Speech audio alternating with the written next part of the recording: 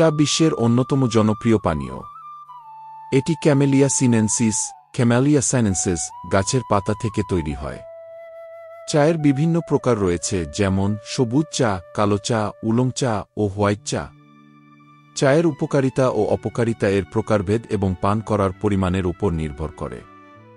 চায়ের উপকারিতা: ১. অ্যান্টিঅক্সিডেন্ট সমৃদ্ধ।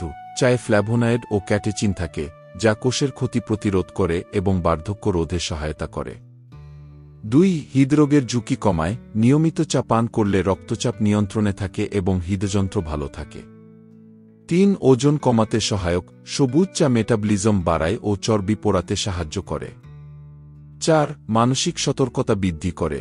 ক্যাফেইনের উপস্থিতির কারণে এটি মস্তিষ্ককে সজাগ রাখে ও মনোযোগ বাড়ায়। ৫. হজমে সহায়ক। হালকা চা খেলে হজম ভালো হয়, বিশেষ করে আদা চা বা গ্রিন টি। ৬. ডায়াবেটিস নিয়ন্ত্রণে সাহায্য করে। সবুজ চা রক্তে গ্লুকোজের মাত্রা নিয়ন্ত্রণে রাখে। ৭. ইমিউনিটি বৃদ্ধি করে।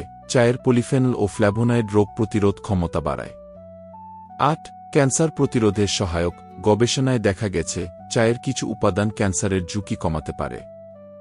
চায়ের অপকারিতা: ১. অতিরিক্ত ক্যাফেইন ক্ষতিকর। অতিরিক্ত চা পান করলে অনিদ্রা, উচ্চ রক্তচাপ ও উদ্বেগ বাড়তে পারে। ২. পেটের সমস্যা হতে পারে। খালি পেটে বেশি চা পান করলে গ্যাস্ট্রিক ও অম্লতা, অ্যাসিডিটি বেড়ে যেতে পারে। ৩. আয়রন শোষণে বাধা দেয়।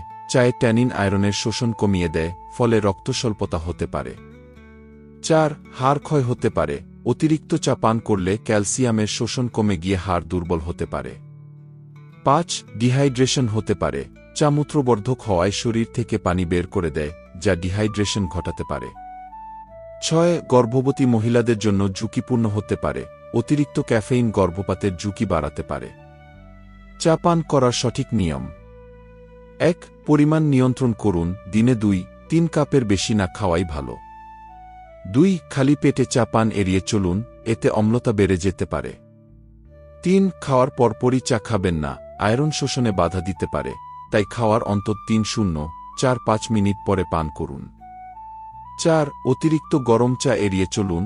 খুব গরম চা পান করলে গলা ও খাদ্যনালীর ক্ষতি হতে পারে। ৫. প্রাকৃতিক উপাদান যুক্ত করুন। মধু, আদা, লেবু বা তুলসী পাতা দিয়ে স্বাস্থ্যকর চা বানাতে পারেন। ৬. রাতে চা পান না করাই ভালো, এতে ঘুমের ব্যাঘাত ঘটতে পারে। সঠিক পরিমাণে ও সঠিক নিয়মে চা পান করলে এটি উপকারী, তবে অতিরিক্ত পান করলে ক্ষতির আশঙ্কা থাকে।